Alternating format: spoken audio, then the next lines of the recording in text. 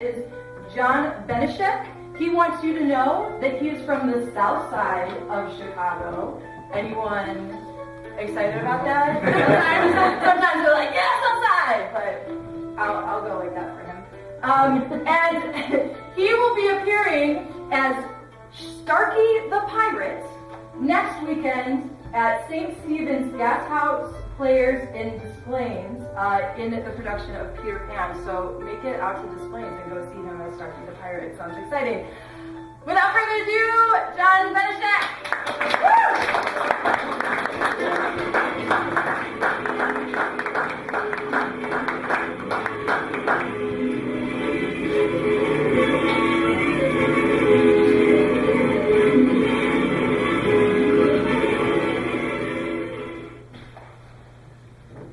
My father died when I was very young, so as a way to escape from the depression of not having a dad, I watched a lot of television.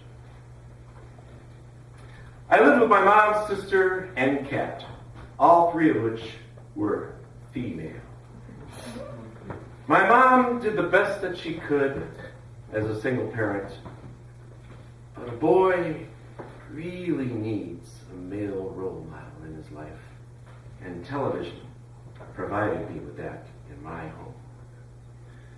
Back in the 1950s, there were a lot of great male role models on TV.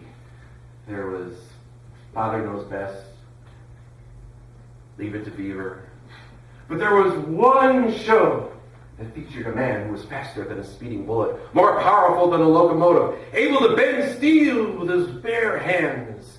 I can still hear the announcer say, "Superman, strange visitor from another planet with powers well beyond those of mortal man. Disguised as a mild-mannered reporter, he fights a never-ending battle for truth, justice, and the American way." I would wrap a towel around my neck and then use it as a cape and then jump up and down on the furniture, pretending that I was flying, which would usually bring my sister into the room, who would tell me to knock it off. She was not a big fan of Superman. No, her favorite TV show was the Miss America beauty pageant, which I would watch with her because, well, in those days, people only had one TV in the home, so the whole family would gather around and watch the same show together. And besides, it gave me an opportunity to mock the show. I'd say, "Oh, look, there's miscellaneous. And there's mistake. And there's misunderstanding." But she had a quick comeback. She said, "Well, at least Miss America is real. Superman is not." Oh, that really hurt. Because I knew she was right. I knew that Superman was not real, and that superpowers really did not exist. While on the other hand, Miss America was the first reality show on TV featuring real people.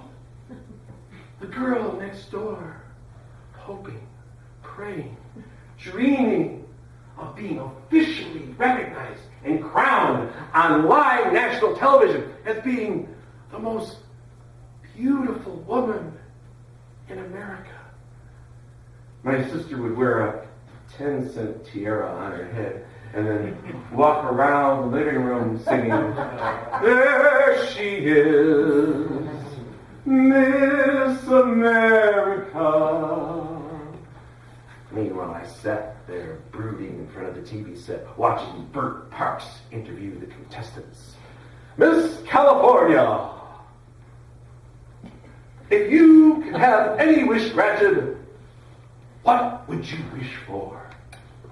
I jumped in front of the TV set and I yelled, "Superpowers! Come on, Miss California, you can do it! Wish for superpowers!" But she just wouldn't do it.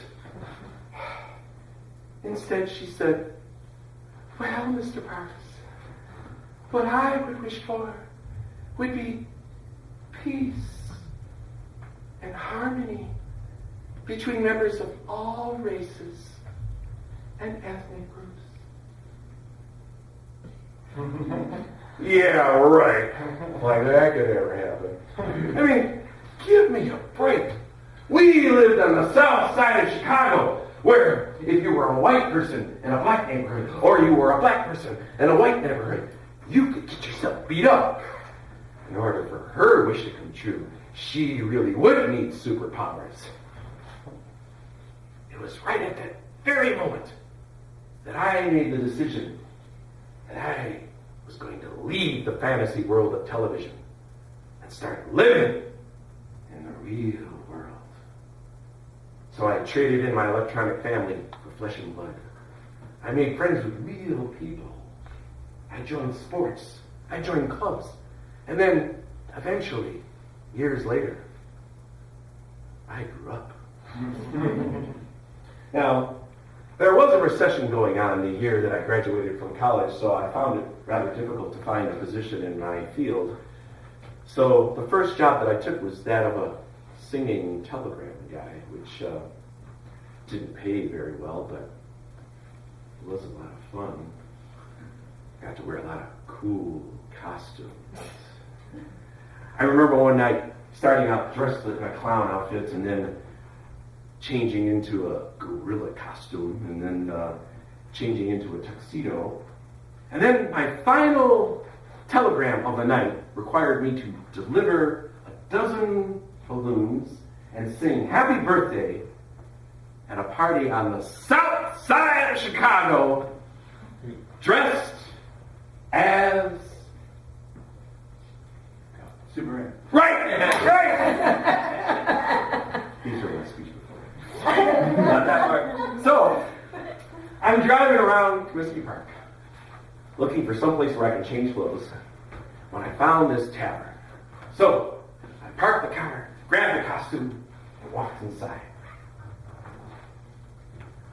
But as soon as I walked through the door, I realized that I was the only white person in a bar room full of black people.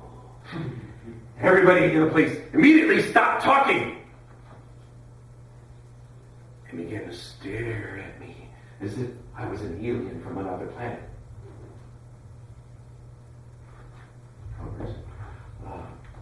I quickly decided it would be a bad idea to use the washroom without purchasing something first. So I bought a beer, headed to the washroom, and began to set a new world's record for changing out of a tuxedo and into a Superman costume. I had one goal, and that was to get the hell out of there before I got beat up. So I burst through the door, made a beeline toward the exit, but before I could reach my destination, someone yelled out, "Hey, look! It's Superman!" Someone else yelled, "Yeah, it is Superman!" The next thing you know, I was surrounded by people introducing themselves, shaking my hand, and dragging me over to the bar and buying me drinks. The bartender got out his Polaroid land camera, took my picture, and asked me to autograph it. So I did. I wrote, "To Tyrone, the world's greatest bartender, from your good friend, Superman." After a few drinks, Tyrone told me that he didn't have a father when he grew up.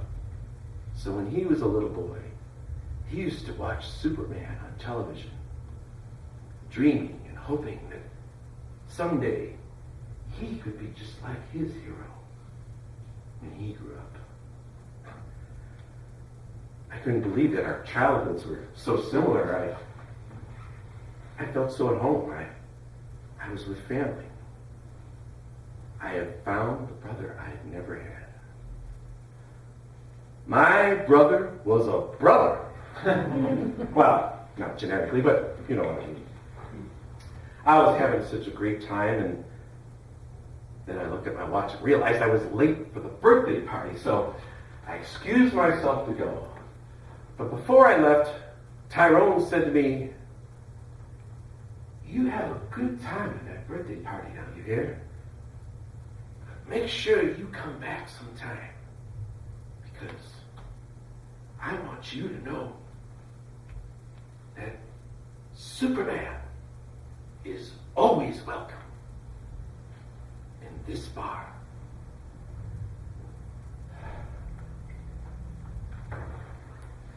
As I was walking back to the car, I realized that my sister was wrong. Superman is real. And superpowers really do exist. I know. Because when I walked through that washroom door, I was no longer John Benischek. No. I became a strange visitor from another planet with powers well beyond those of mortal man. Disguised as a mild-mannered singing telegram, I was able to bring about peace and harmony between members of different races and ethnic groups. And from that day onward, I began to fight a never-ending battle for truth, justice, and the American way. Thank you.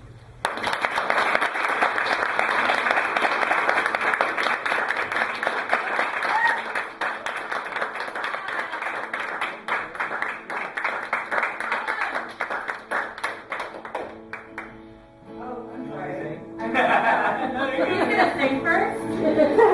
I'll talk later. The other night, dear, as I lay sleeping, I dreamed you held you in my arms. But when I woke, dear, I was mistaken, and I hung my head and I cried. You are my sunshine, my only sunshine. You make me happy when skies are gray. You'll never know, dear, how much I love you. Please don't take my sunshine away.